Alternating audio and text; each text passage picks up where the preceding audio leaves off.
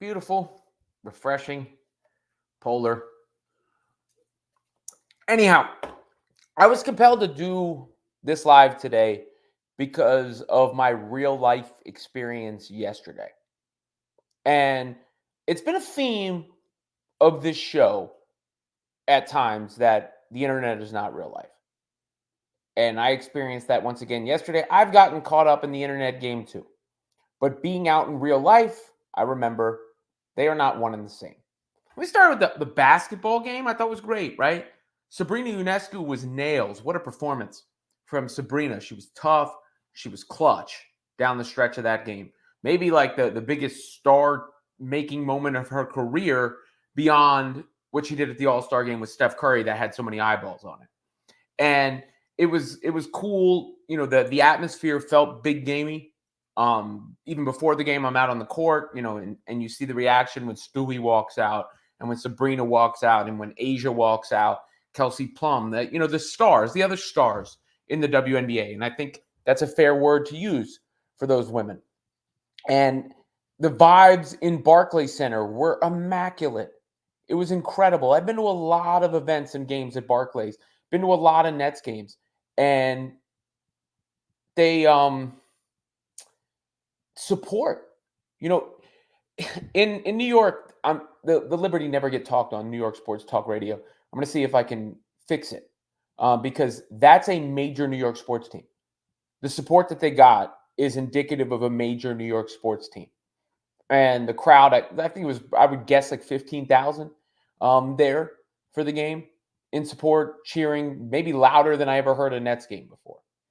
So let me rewind off talking about, the game itself and the basketball and my experience there. And it was cool to see some people I hadn't seen in person. Obviously, I shared a picture of myself and Ryan Rucco. For those of you who don't know, Rucco and I used to do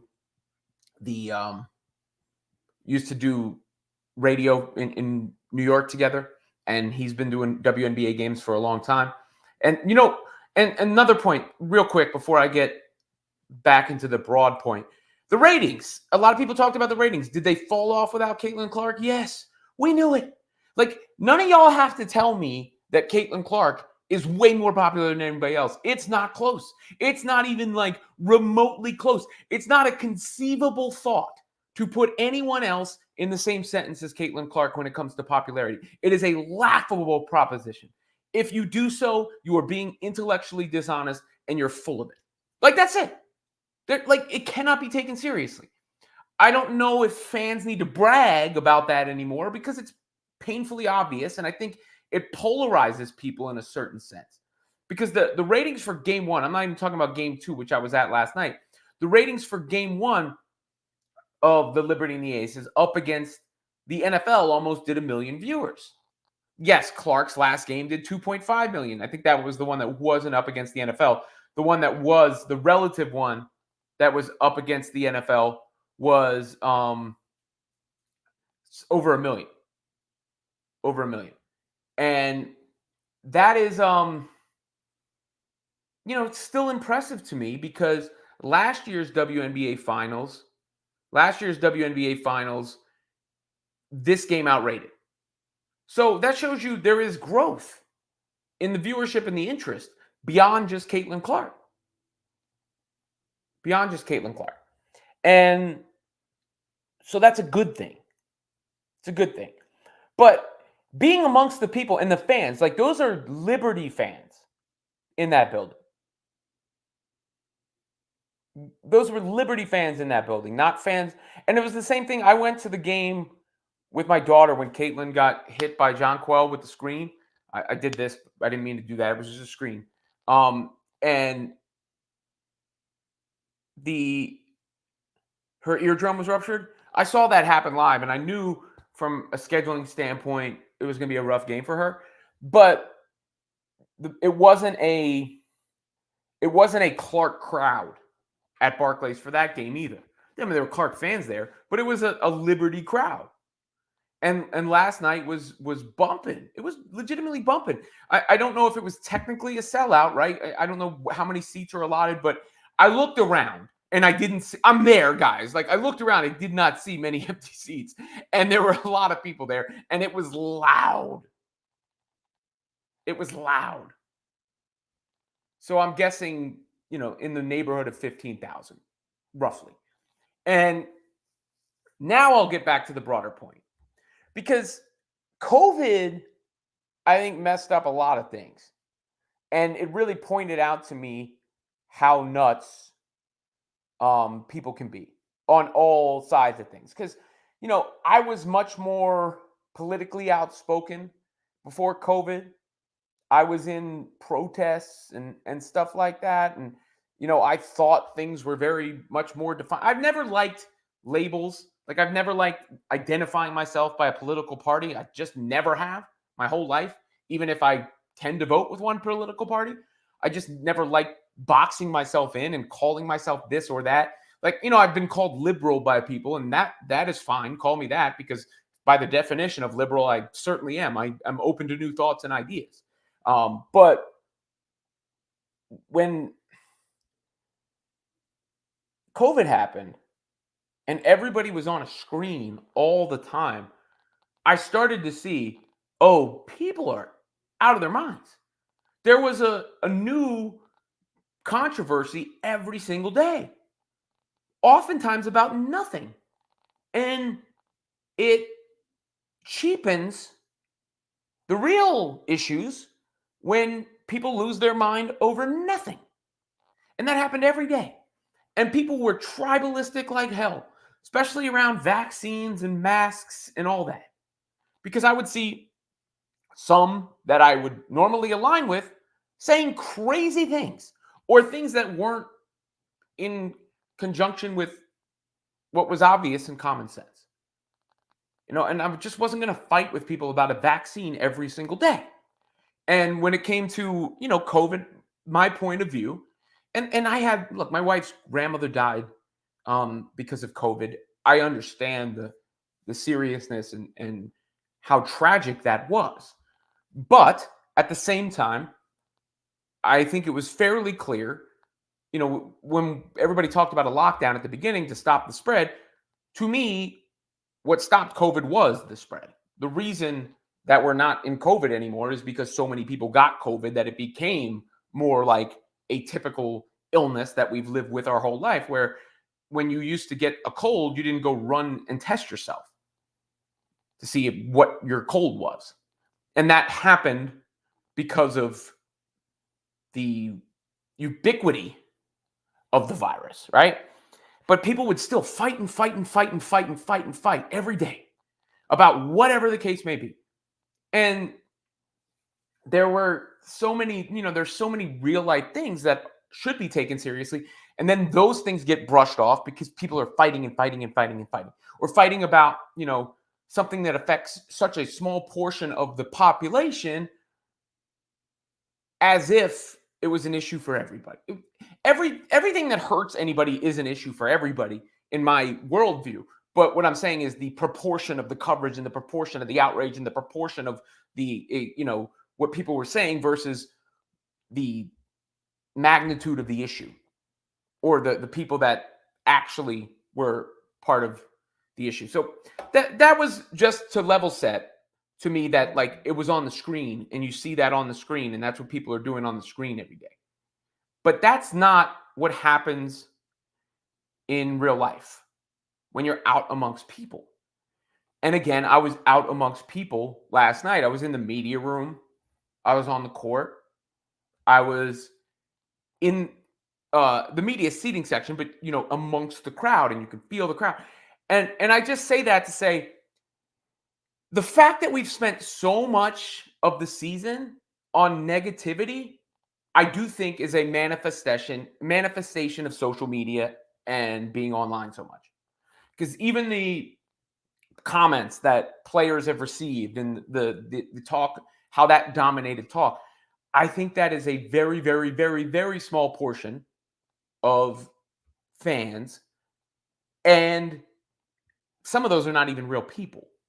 But they were given power by players and by the media and made it seem like that was the real issue or the real reality of what was going on. And then you had the people who saw, oh, look, there are more audience members here. This is an opportunity for me to get my stuff off and pander to my audience, and they made a big deal about everything. So that's online. That's but you go to Barclays Center and everybody's cheering. Everybody's having a good time. Everybody's focused on basketball. No one is harping on any of that nonsense. And when you look at the returns for the WNBA this year, what is the attendance up? 48% year to year? Yes, Caitlin Clark is a huge reason for it. Yes, we all understand. But overall, the attendance is up huge. The ratings are up huge. So you mean to tell me that that's negative?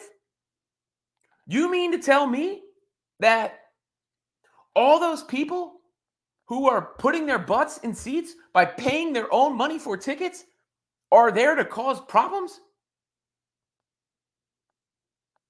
You mean to tell me that all those people who are watching and choosing to watch a game over the NFL, a WNBA game, are there to cause problems? No. We are once again taking the smallest portion and applying the most power to the smallest portion. When, if you're out amongst those fans at Barclays Center, you're not thinking about that. Covering the game before, not thinking about that. And that's just something I came away feeling good about being in that environment and being in that game. There were no ominous vibes at Barclays Center, just like I am certain there have been no ominous vibes in the other buildings that have been full of Fever fans. So the story for the WNBA should be positive in the broadest sense. And Caitlin said the same thing. Caitlin, when she was up there, said the same thing. When she was asked, she said, these trolls, whatever, but basically added, there are a lot of good fans.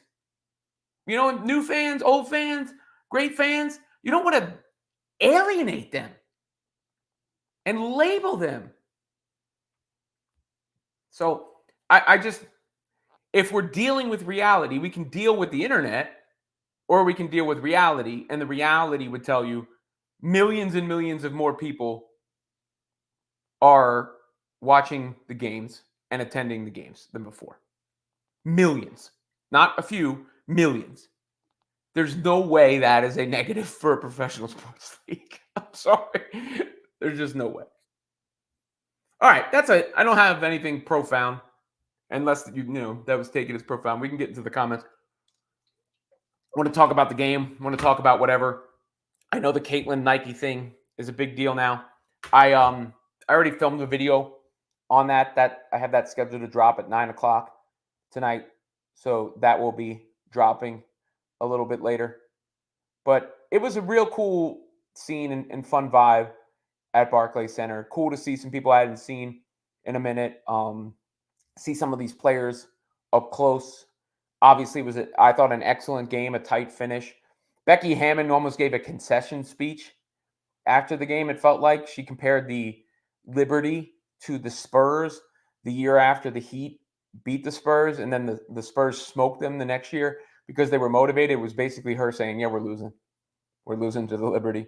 And the Liberty are really good because you take that team that went to the finals last year that's built around a trio of stars in Stewie, Sabrina, and Jonquel, and Sabrina got much better. She improved a ton. They also added Leonie Fibic, who is a ideal role player, has length, size, can shoot the basketball. They're just tough to deal with. That's a really, really good basketball team. Now, I don't think the Sun and the Lynx is benefiting quite as much, but that's the same thing that happens in every sport where there are certain teams that just don't excite fans the same way. I bring this up with the Asia stuff all the time when people say, like, it's the white privilege or whatnot or whatever. It's harder for her to make her mark. I don't really believe, I do believe, is there a chance the white players get more popular? Sure, just, I call it the Eminem effect or whatever you want to call it. I guess there's a chance, but we've seen black players throughout the history of leagues become overwhelmingly popular. Michael Jordan, LeBron James, Kobe Bryant in the NBA. And I think play style and just the way you capture the imagination and how people feel about you makes a huge difference too. And, Tim Duncan didn't sell the shoes that Allen Iverson sold. Tim Duncan was better than Allen Iverson. So, that sort of stuff factors into the conversation as well. But the Liberty, I think, are likely going to win the championship. The other series, I like the Lynx. I like the way they play. And it's a tough competitive battle. You saw Marina Mabrey getting into it. Alyssa Thomas is obviously tough. And DeWanna Bonner, the Sun, that team as a whole is tough. Nafisa was even feisty last night. But it's like in the NBA when there's just certain franchises and teams. People call it the NBA TV series usually in the playoffs because they just don't, for whatever reason, they don't, even if they're good, they don't click with fans. The Atlanta Hawks had a couple of years where they had the best record in the league, but they never moved the needle. And that's the kind of thing that you can't control. There's a lot of fans that seem to think they can control what is popular, or the media can control what is popular.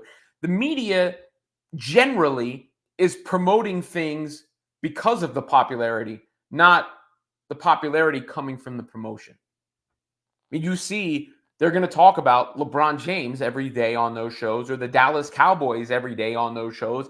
Now, Caitlin Clark every day on those shows, because the audience is telling them that's what they're the most interested in by the data. Now, can you do it in a smarter, more reasonable approach? Sure. Of course, you always can. But I don't know if, I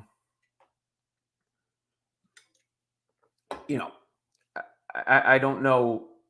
I don't think it's as manufactured as people try to believe. Or, in fact, I know it's not as manufactured as people try to believe. Got some super chats. James Fender said, "Who's winning? The Liberty are winning." And I'm going to try and get back there for some of the other games. I think the Liberty are going to win the whole thing at this point. The Lynx and the Sun seem evenly matched. I think the Lynx are slightly better, but that Mabrey trade was a good move for the Sun. I think that series probably goes the distance. But I think the Liberty just have more talent. They have more size. They have more shooting. I think it's their year. DS, do you think that some of CC's fan base aren't sports fans? Could that be why rating didn't decline despite being opposite football? Well, yes, I think so. Yes, I think that's an astute observation. Some of them aren't sports fans, or they became sports fans and basketball fans through Caitlin Clark. They're also, some of them are basketball fans before they're football fans. Like, let's say you really liked college basketball and you followed her into the league, but you were never that big into the end. So I think it's like a Venn diagram, right? There's an overlap where you have people who are football fans and WNBA fans and Caitlin Clark fans or whatever. And then you have people who became fans of basketball. There are a lot of people who I think became fans of basketball because of Caitlin Clark, on top of people who became WNBA fans because of Caitlin Clark. And then you have people who are just bigger basketball fans than they are fans of other sport, which always applied to me. Like, I would, in the past, always choose an NBA game over an NFL game because I liked basketball more, even if the NFL games sometimes were more high leverage than the NBA games. So I think it's, there's no one true thing, but yes, that is part of it. I mean, just like the NFL getting new fans from Taylor Swift who weren't NFL fans, never heard of Travis Kelce, right? Kevin Zwicker says Liberty greater than Nets. That's just your way of trying to sneak this as a Knicks fan. You're going to have to. Knicks fans are obsessed with the Nets. It's very strange. I mean, Dolan gave up on the Liberty. That was his mistake. Kevin also adds that the Aces are going to Cancun, which is indeed the case. They will be headed to Cancun shortly. All right, I'm going to get back to the beginning of the regular comments. Obviously, the super chats will get read first. I'm going to put this guy's comment up, just put him on blast. Dog, you're one of my biggest fans. You're in my comments on Facebook all the time telling me what I'm doing sucks or what I'm covering sucks and nobody cares. Yet you're always there and you're here now, which means you're a huge fan. Thank you. Appreciate your support. AE Strong, you are obsessed with Caitlin Clark. Does she know you exist? I have no idea. Maybe. I have it on good authority that some people have listened to this show that if I were to say it, you'd be like, wow, that's cool. But it doesn't matter It doesn't matter. I'm covering women's basketball and Caitlin Clark now. So, yes, I'm obsessed with Caitlin Clark. Correct. I mean, if that's the word you want to use. Brian Duncan says, "What's going on with Nike and Caitlin's shoe deal?" I have no idea, man. I'm just as I have a video dropping later on that where I, said my thoughts in long form.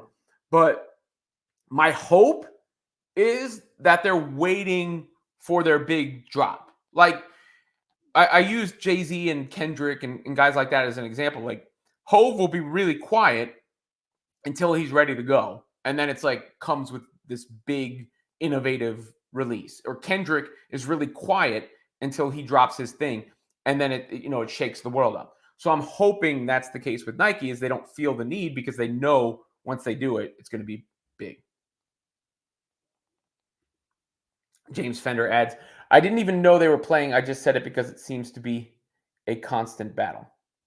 I don't know what but look, no one's obligated to watch anything. No one's obligated to root for any player, support any team over another team, stay a WNBA fan rather than just a Caitlin Clark fan. You can do whatever the hell you want. But we have real life evidence, I think, anecdotally, of Clark fans sticking around for other games because I see the comments and I know who the big Clark accounts are. And I think we have tangible examples when you look at the ratings numbers and some of the attendance numbers. Because yes, the attendance is up across the league in a long way due to a lot of ways due to Caitlin Clark. But it's not like other teams aren't experiencing a boost in attendance as well. Just because something's not to the same degree doesn't mean it doesn't exist. And I think that's part of it.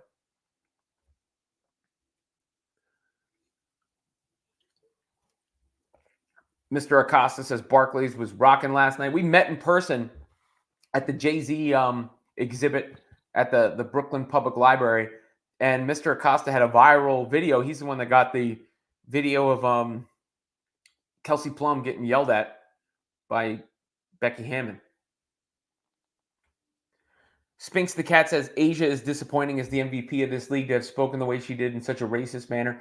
Look, I talked about this already. I don't want to go too far back down that rabbit hole. My thoughts are out in the public record. I think sports is one of the places where the beauty of sport is you can either play or you can't. Could whiteness help with the popularity? Sure, it can be a factor. It's impossible to measure how much. Can it be a factor? Yes.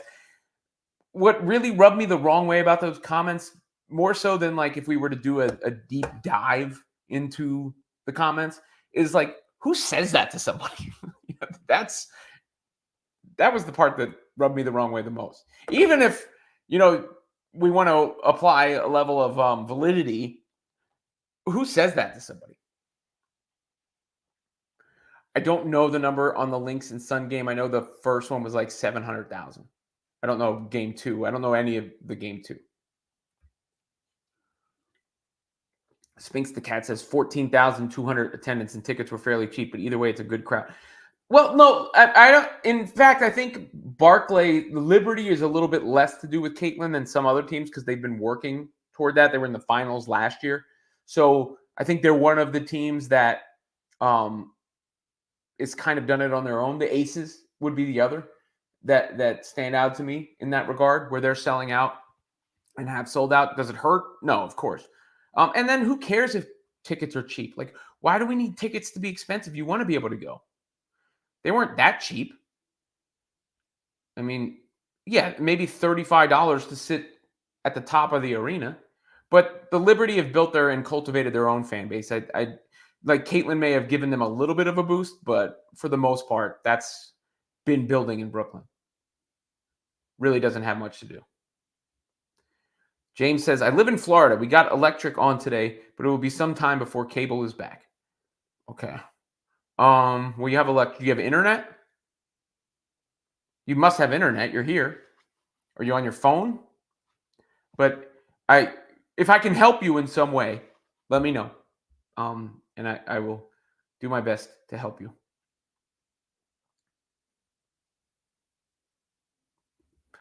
Ruco and Lobo are outstanding. I got to meet Rebecca Lobo yesterday. Obviously, I've known Ryan for a long time. I got to meet Rebecca Lobo, and it's cool to see like she's watched some of my content and stuff, which is always cool. To know somebody like that is checking you out. Sydney Hudson says, "Evening, good evening, Cindy." Ghost of Gibraltar says, Robin, don't you think the COVID experience kind of exposed a lot of the rot at the core? People went crazy. Yeah. Look, I mean, I think it was of course, that had to exist to fester. It's just when I noticed it more than anything else, I guess. And it also shows you the way people will behave behind a screen is different than the way people will behave in real life. Like if you look at the first comment in this chat, I'm not going to read it because it's hateful and disgusting and stupid. But no one would say that to my face, right? That first commenter, you say that to my face, you might have a problem on your hands. So that is the difference in part two, aside from amplifying a small minority of the voices where, there are a lot of people who just aren't online. Like my best friend is not online. I sent him I told him something about Kendrick Lamar performing halftime because I've been sending him the Kendrick tracks over the course of this battle and everything. Like, yo, check this out, because I send him music recommendations all the time. And he had no idea that Kendrick Lamar was headlining halftime of the Super Bowl, and he's an NFL fan. He watches the NFL because he just didn't see any of the internet announcements. Amber says, the interwebs are not real life, and thank goodness, what a scary place. Menace to Your Mama says, love Lobo. Doug O'Connor, Sue Bird on her podcast was talking about make basketball great again signs. Sue Bird is, really intelligent, obviously. I'd love to have a long form conversation with her at some point. And that's something I'm going to attempt to do is get more people on this show, get more, real life coverage as the brand expands and everything. Maria says, I was listening to the game and it was bittersweet the way they called this game and officiated this game versus the Fever playoffs was very different. They swallowed the whistle against the Fever. Yeah, I mean, look, the Fever got a tough whistle. I agree with that. I don't generally jump to conspiracy. I think the Aces tend to get a good whistle. Hopefully that changes some for the Fever next year. Ernesto, go Liberty. How we doing, Robin? Good, man. I don't know if AJ's in here. I heard it was his birthday today. Since Ernesto is on that same group chat with me, let me shout out AJ. Happy birthday.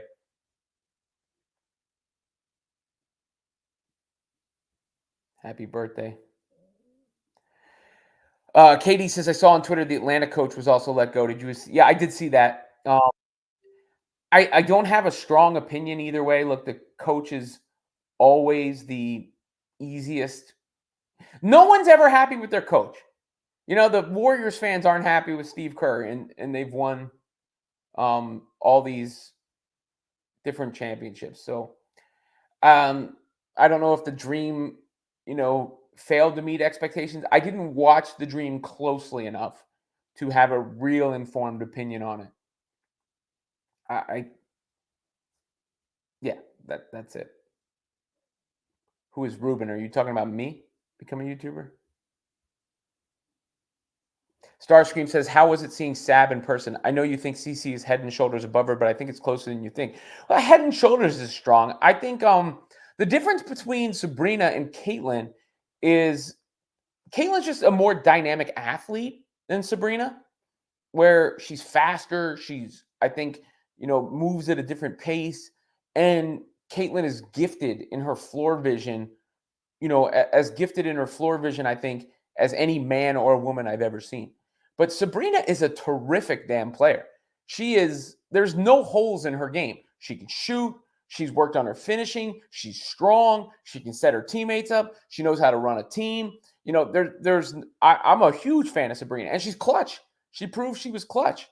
Let me put it this way. I had Sabrina first team all WNBA. I had the backcourt was Clark and Sabrina. So it was great seeing Sabrina in person. Alvin White Jr., do you have issues with the way Holly Rowe covers reports on the W like the internet seems to? I haven't really noticed, or is there anything problematic? I know I saw some people were upset because I guess yesterday she said something about Jackie Young and Jackie had told her not to reveal an injury. But I think, for my interpretation, that was the specificity of the injury not the general nature that she was dealing with something. People just like it, especially W fans, just like to get upset about everything. I don't know. I don't have a particular specific issue with Holly Rowe, Alvin. I do not. Ella Carlson says, I went to the Lynx Sun game one. It was a fun game. I think both series are crazy good, though game two of Lynx Sun definitely started rough. Well, the Lynx and Sun are two defensive teams. I'm a fan of Alicia Gray as well. Or no, it's her name is said a little different. I want to make sure I say it right going forward. Alicia Gray, I believe it is how it is said. Jay says, why does the WNBA decide to disparage an entire fan base? Well, look, I don't think that's a good look. Sue Bird said that on her show today, too. Nancy, I'm not doing a vaccine debate. I'm we're past that. I always appreciate your support. I think Sabrina LBW has started to realize, maybe partially because of Caitlin, and then maybe partially because her contest with Steph and her confidence is up, that her range is deeper than she initially thought.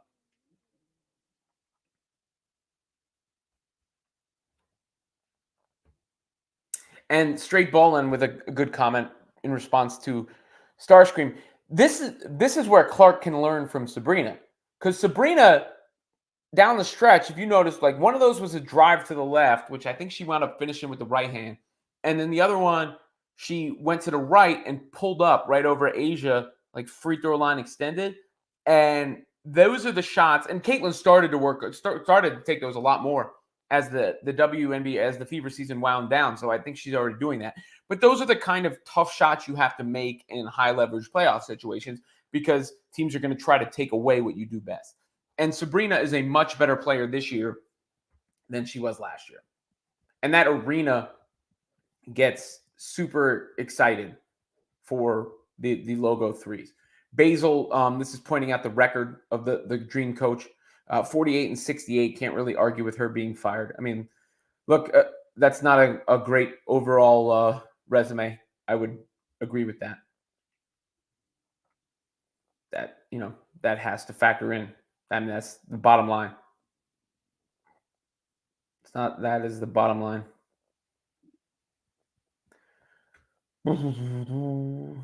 Straight Ballin says, Liberty going to win.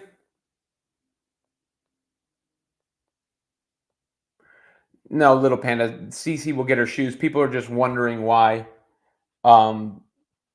Nike has not released them yet or done much of the promotion. Mirror of the Soul. Dolan giving up on the Liberty was the best thing to ever happen to them. Nick's only chance is Dolan no longer being the owner. Look, so I did play-by-play for a Knicks game before, right? I was at I used to do the Knicks pregame, halftime, and postgame shows on the radio. I did this during Linsanity, so I was around that team covering Linsanity. But there was one day where the guy who was in charge of the scheduling for the radio and the announcers or whatever, he accidentally, or something happened where the wires got crossed and there was no play-by-play guy scheduled on the radio. And so I was there to do the pre, half, and post, and he's panicking. Like, what are we going to do? What are we going to do? And I just was like, I'll do it. Now, I wouldn't have done that for every sport, but because I know basketball so well and was following so closely already, so I just stepped in and did play-by-play for the game. I wasn't on, when I was doing the pre, half, and post, that was for ESPN radio because the games were broadcast on ESPN radio. So I was being paid through my normal employer. When I did the Knicks broadcast, that was for the Knicks. So I had to do payroll stuff. And one of the forms was like, you will never say anything bad about Mr. Dolan. And I know for sure that, I don't know if they still do, but they used to have somebody who, if they may still, but they did have somebody whose job it was to monitor and see whatever was said about Dolan. And in fact, I tweeted something. When did I tweet this? Do you remember when I think Spike Lee got kicked out of the Garden? Charles Oakley got kicked out of the Garden. and Patrick Ewing eventually got kicked out of the Garden for some reason, or not kicked out, but wasn't let in a certain. I forget the exact details of it, but I just made a flippant tweet like, "Oh, they got the triple crown of Knicks legends that weren't Spike Lee, Patrick Ewing, and Charles Oakley." And I got an email from Knicks PR that said like, "We saw your tweet. This is what really happened." It's like, yo, calm down. Susan Larson says, "When will the W announce Rookie of the Year?" I'm not sure. I think they're again like with Nike. My ideal hope with Nike is that they are waiting to really make a splash. And my guess with this is that the WNBA wants there to be a Caitlin Clark Day, is my and extended.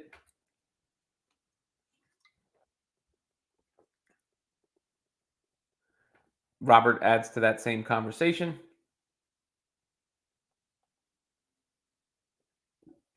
Yeah, Abs Scotland. I think you're probably right. I know. Remember when Caitlin was in New York for the Yankees thing, and she had a bunch of meetings? My guess was that was about this. If I had to guess, that's just a random guess.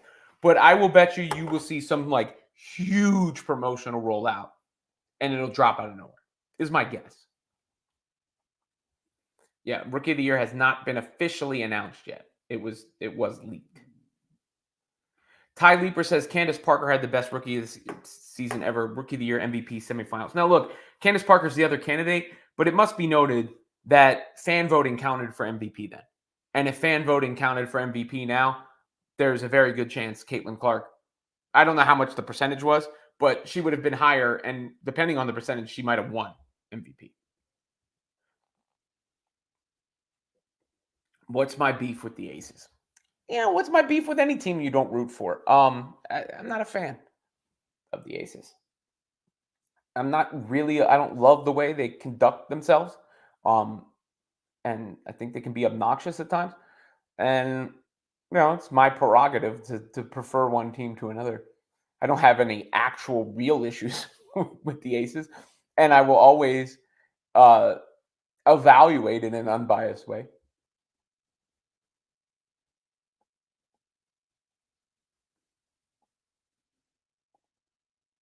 I'd have to see what the percentages were, Lauren, but it would certainly make a difference about the MVP bets that I brought up. Yeah, Vonda, this is a theory that's out there. Asia complained and Nike put it on hold, but we don't know if that's true. That's based on complete speculation. So we can't take stuff that's complete speculation and then make it the truth because we saw people speculating about it. Not saying it didn't happen, but that's just speculation. The Aces are a little long in the tooth, and it's hard to three-peat, just like Becky said.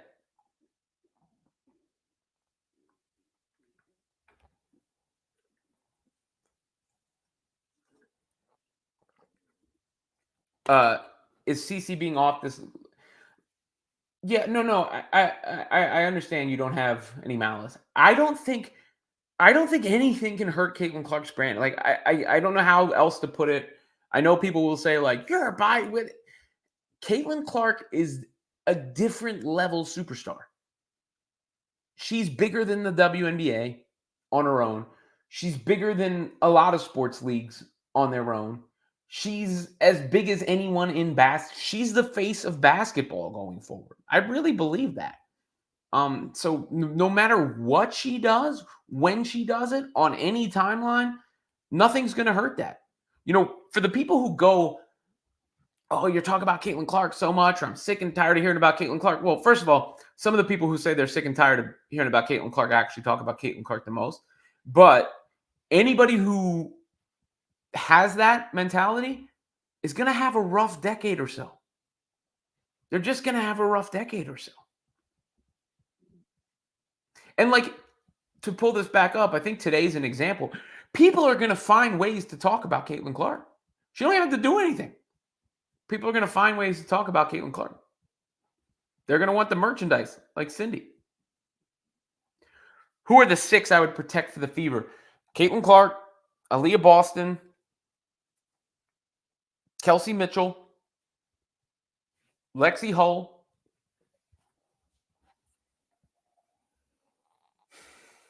I love Erica Wheeler, but with her salary, I don't think I.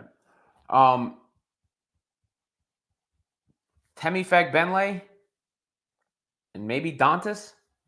I don't know if there's 6 I would definitely protect. There's 4 I would protect for sure. Happy birthday to AJ. Kevin with another super chat. Women's college ball going to be lit. Go South Carolina. So I'm going to be monitoring South Carolina because I have some theories about South Carolina as it relates to everything that's been going on. But I'm going to wait until I do further investigation. South Carolina sold out all their seats. Iowa sold out all their seats, and UConn has sold out all their seats. So I think that's a good indication that the college basketball season is going to do very well. And we will be covering it here quite thoroughly. Nike got CC and Bloodline kicks dropping soon. Those Romans. Alvin says, did you see Cody on the Pat McAfee show? I saw somebody said, or did it McAfee say to Cody that the big guy is returning? And Cody said, which one? I'm looking forward to Bad Blood this weekend. And I'm looking forward to SummerSlam this summer.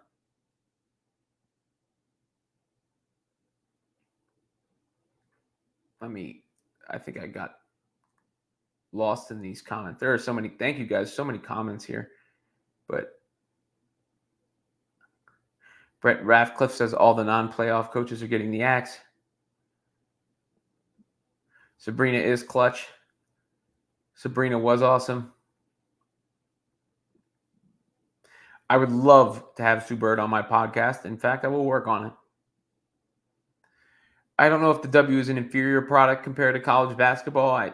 I want both to do well for the sake of what I'm doing. So Wright's overall record in Atlanta's offense weren't great, so I don't really have an issue. Teaspoon, I think, was just a function of all the chaos with the Sky, but that seems to predate her as well. They actually showed her on the Jumbotron last night. She got a huge ovation. She looked a little sad at first, and then she looked appreciative of the ovation. So I feel for her, but there was a lot going on, which is funny because there was so much chaos with the Sky and no one reported on it. So much chaos versus the Fever seemed to be a tight-knit, friendly group, and everybody tried to insinuate issues with the Fever when the Sky were the team with the issues. Doug says, seeing reports on, I saw that Temi can't play for her international team because of that.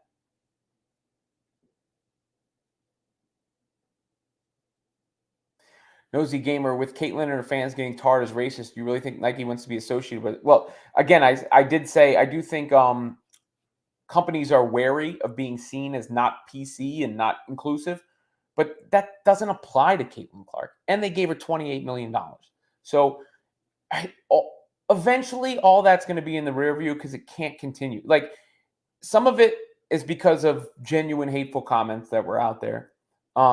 Some of it is because just of an influx of new people, a disruption that can lead to resentment, can lead to change in things. And some of it I thought was some underhanded tactics by people trying to sneak this. I hope the race issues do not carry over, but I cannot rule it out just because there is a faction of the WNBA audience, and some of them are influencers who seem to only want to talk about that, even when it doesn't apply. But I think ultimately you will see a huge change in the league as a whole because the basketball fans are going to take over in combination with the new fans. Because there are the amount of people that are coming in outnumber the people that were already there. And there are plenty of people who were already there, by the way. I'm not want to paint them with a broad brush stroke either. Plenty of people who were already there who were there because they like their team. They like players. They've been fans for a long time. And they're fans in good faith. Like the majority of them as well, right? Same with the players. I think Sue is probably right in that too. Like the actions of a few players or whatever do not represent the entire league.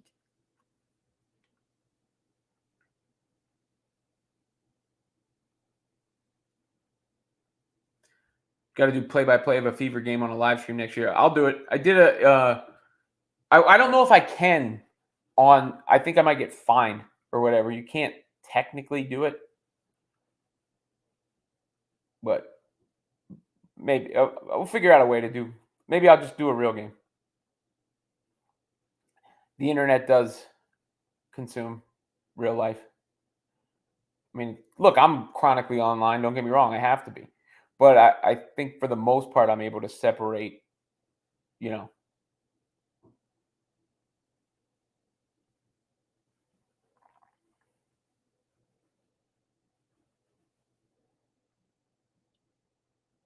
well, Robert, I mean, plus 10% is good. Like you can't any growth for any company is good. Just because it's not the same as the other explosive once in a lifetime phenomenon doesn't mean it's not good.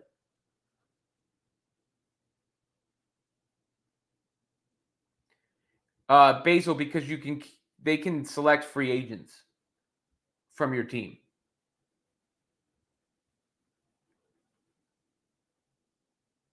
Paige Beckers is going to be a star. Juju's going to be a star. A Ryback return. Oh, really? That would be interesting. That was, I mean, isn't he like an internet guy now? I haven't seen Ryback. That's the big guy.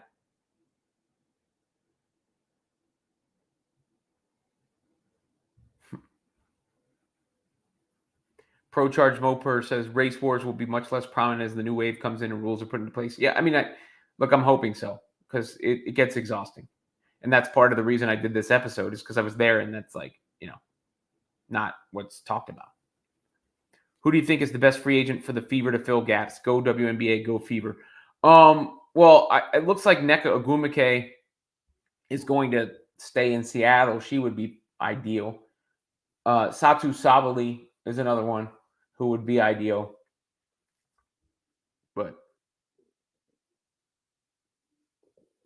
been asked a couple times. I don't have strong thoughts on the dream coach being fired. I don't think her track record was strong enough where it's an issue.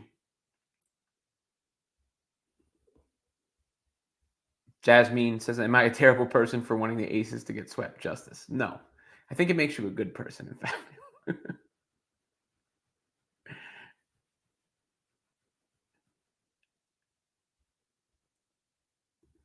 Dijamel says Lucy Olson and Hannah Stolke are the college version of CC and AB.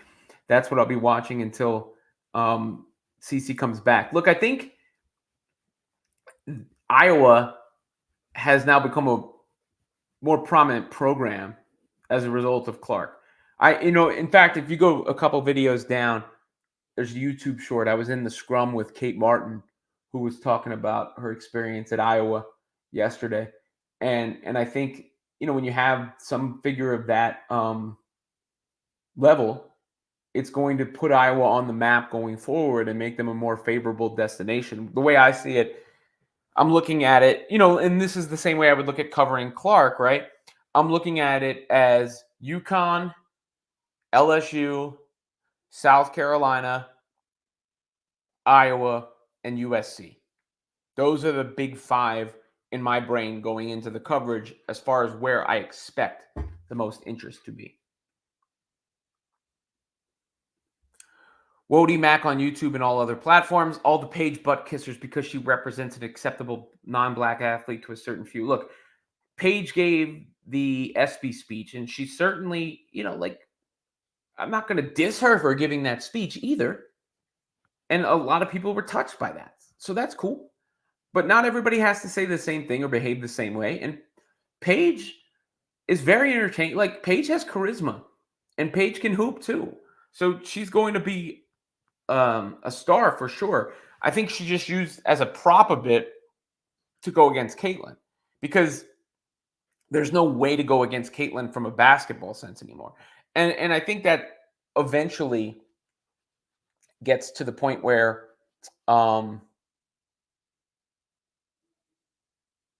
people undermine Caitlin's basketball abilities when those are what put her on the map in the first place and have kept her on the map. Do you see any of these conversations heated this year around Caitlin and race will make Indy a less desirable destination for free agents? No. I think the culture Indy has built is on display, looks good. And I think most rational people would realize their star shines a lot better if they play for the Fever. Like way more people are celebrating and know who Aaliyah Boston and Kelsey Mitchell are this year as a result of having played on the Indiana Fever. So I think if they're wise about it, they will see that it only helps them. So short answer is no. I think it's not going to hurt in broad terms. Maybe with someone. We've got a troll in the comments section today. It's got a Trump hat, it looks like, and elephants, and has just been trying to stir up some nonsense. This is a good comment, bro. Gad. There was nothing wrong with Paige's speech. The problem is people ignore the message of the speech, which is to uplift Black women, and instead use the speech to uplift Paige and degrade Caitlin. That's probably mostly true, I would say. That would probably be mostly true. Brian Duncan says, imagine Jen Jensen getting recruiting help from CC. Look, I think I think Iowa's, again, I do think they're an elevated program. Maria says NECA would have been great since her sister works at ESPN. You know, ESPN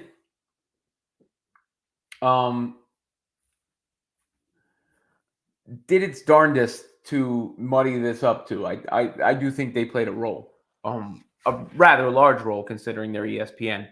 They never overtly did it, but in upping the animosity, if you will. Because I think you had ESPN participating in it, you had Clay Travis and Jason Whitlock and so on and so forth, CNN.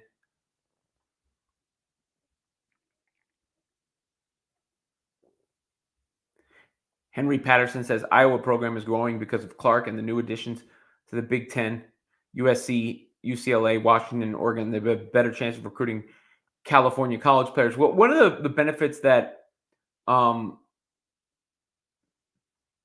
college women's basketball has is that people can follow the stories, which isn't the case in men's basketball anymore because players are coming from overseas. They're not going to college. They're in college for 1 year. People are attached to women's college basketball players. Now, I will say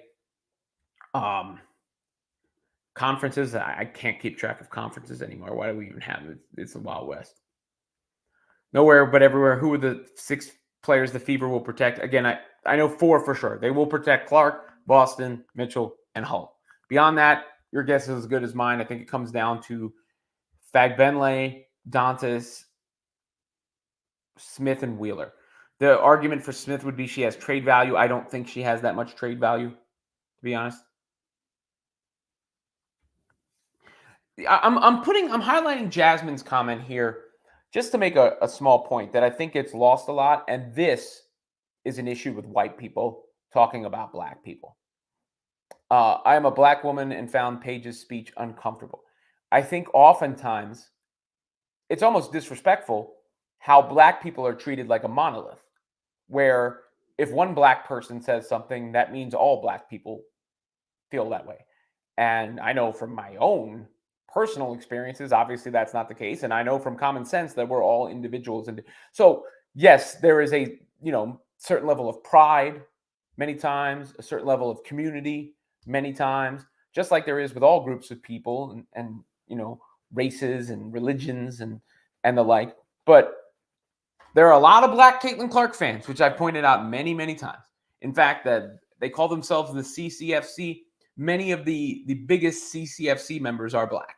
I've seen it, talk to them, know this to be true. And not every black person is thinking what Asia will. In fact, a lot of black people were like, "What the hell are you talking about? Like, why would you say that?" And same thing with the Paige. But Paige's intentions were good. And we get what she's trying to say. And it was a well-intentioned message. So I'm not going to sit here and hyper analyze what Paige said. Paige is just being used to get at Caitlyn. That's it. That's the real long and short of it. Because of that SB speech, it's like, oh, look at her. She's the good one. We can use her as a weapon against Caitlyn. It's really what has happened. And again, that's not black people doing that. It's certain people doing that.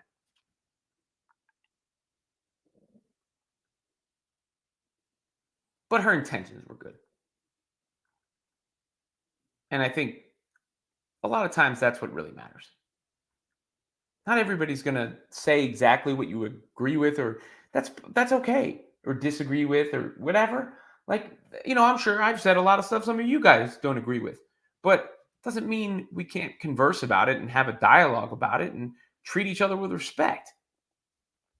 I mean, that's what's most important.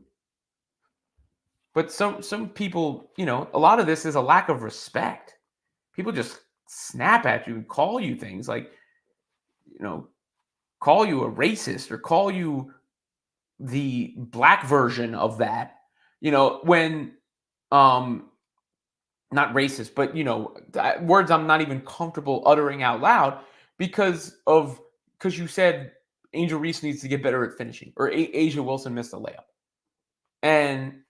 or I like Caitlin Clark, and that's wild. Come at people with a degree of respect. Wheeler is definitely a good teammate for CC. She just makes a lot of money, and I don't know if she's good enough where you have to necessarily protect. But I would love Erica Wheeler to be back on the team.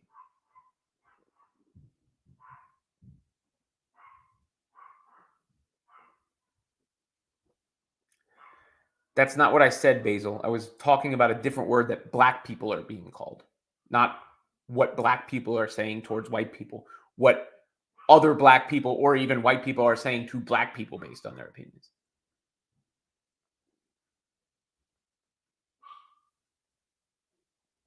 Well, I do think that, a lot of players, boxing and Bulldogs, were learned about through the course of this. And Maya Moore's ceremony was bigger as a result of it, for sure.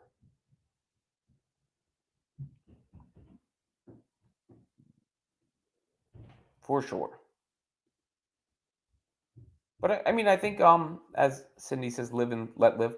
We've done a good job here as a community on this show for the most part. And we got some trolls in here, which look, I take it as a compliment to have trolls in here.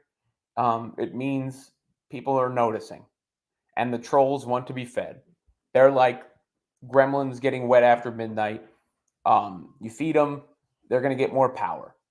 But if I see trolls in my comment section, I know it means that I am being seen as someone of importance or gravitas in the space. So the trolls are coming. That comes with the territory. For the most part, I think we got, cool folks in here. And Yahoo's like Element Gold. And you're allowed to be a Yahoo too. Charles Davis says he's serious, not a troll. Well, the troll has been in the comment section all. I don't think I fed the troll once yet today. But any other questions? Anything else you guys want to talk about? Because otherwise, I'm gonna get out of here for today. I did think it was worth sharing my experiences live from the game. I told some people I would tell this story. Ryan's told this story, so I'm okay expressing it publicly. But when we were doing the show together, there was a point in time where I think the show had fallen apart. In fact, when Ryan was at my wedding, and when I was at my wedding, I didn't have a job, or I didn't know what my job was going to be like when I came back. So that's the setup, because basically he and I.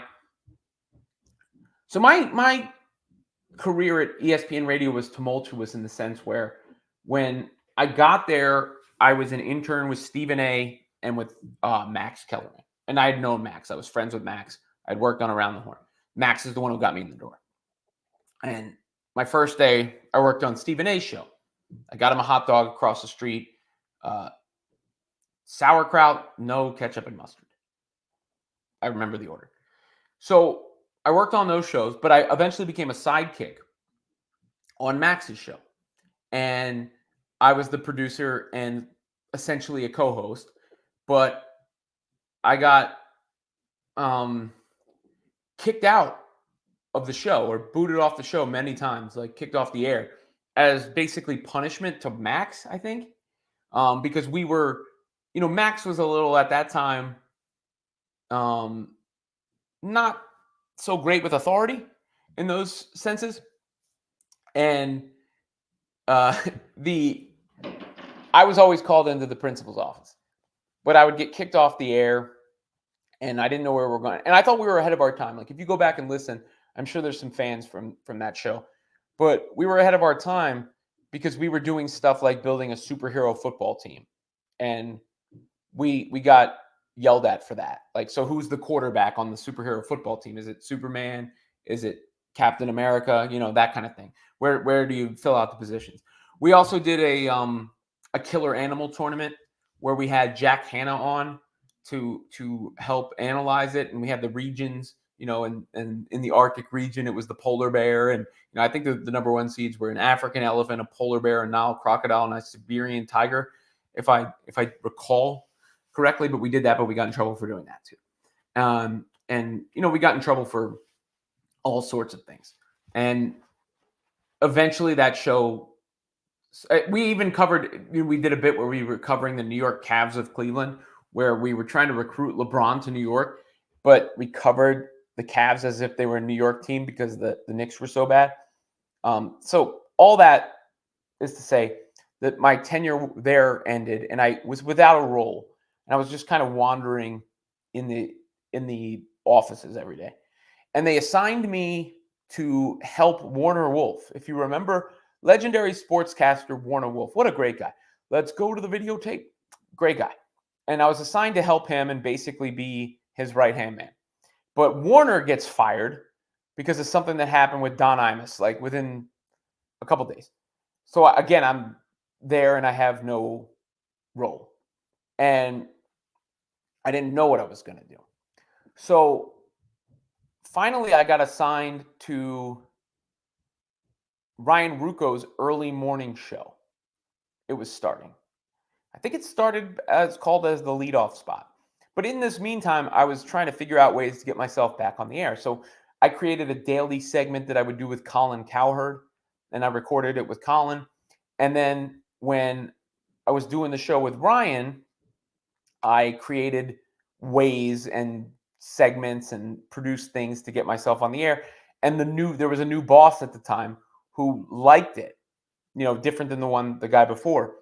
And he liked it. So he decided we had good chemistry and paired us up. And Ryan and I crushed it at 5 a.m. Like absolutely crushed it. And that led to us expanding the show and then eventually getting put into afternoons.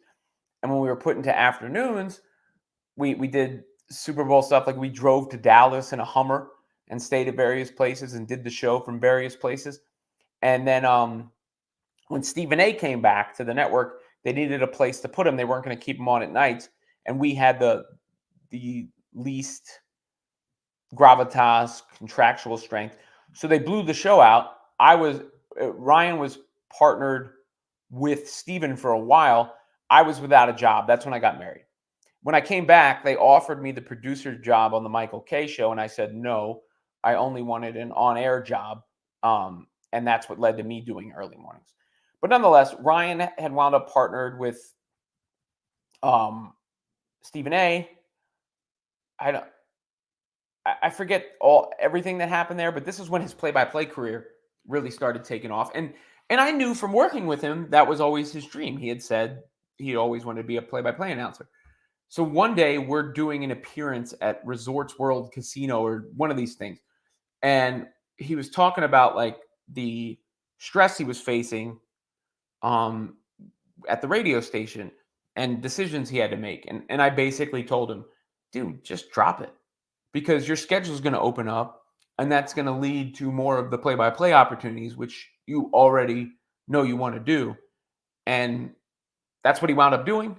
And look at him now. Couldn't be happier for him. Um, is he one of the biggest stars in play-by-play in sports right now? You bet. So congratulations to Ryan, who I got a chance to speak to a little bit in person yesterday. We text back and forth all the time. So I thought it was worth sharing that story. I told some people online I would share that story. All right. Any other comments while I was talking about that? This-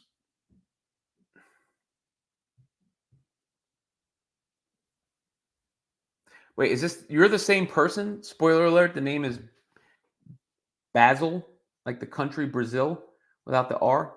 The picture is Basil Fawlty, played by John Cleese in the show Fawlty Towers. Cool. I, I didn't realize you were the same person. Yeah, Incredible Hulk is like a defensive end or a lineman or I would make the Incredible Hulk an edge rusher.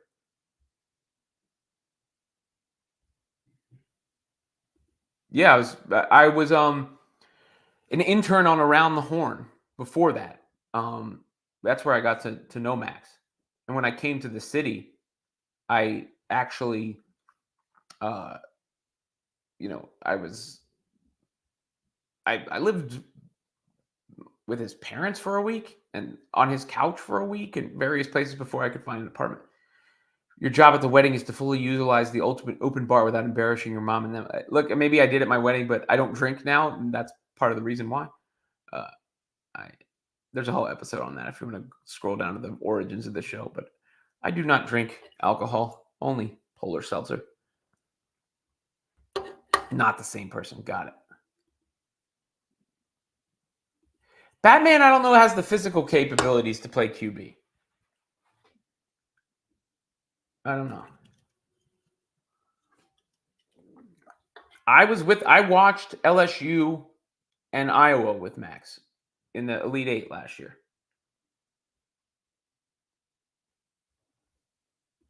Good for me. I don't know what I did, but thank you. I appreciate it. All right. That I think will do it, unless I missed anything. If I did, hit me up later in the comment section.